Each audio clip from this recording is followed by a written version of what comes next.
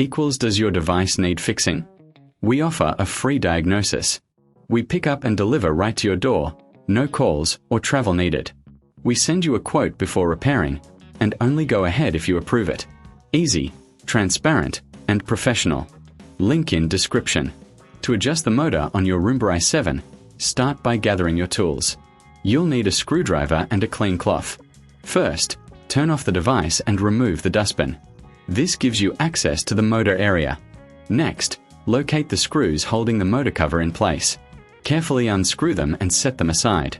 Once the cover is off, inspect the motor for any debris or dust. Use the cloth to clean the area thoroughly.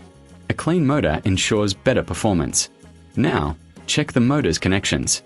If they seem loose, tighten them gently.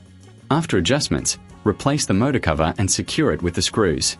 Make sure everything is tight but not overdone. If you're unsure about the process, remember, you can always get a professional diagnosis without obligation. We offer pickup and delivery at your home, so no calls, no travel. Plus, you'll receive a quote before repair. This way, you can keep your Roomba running smoothly without any hassle.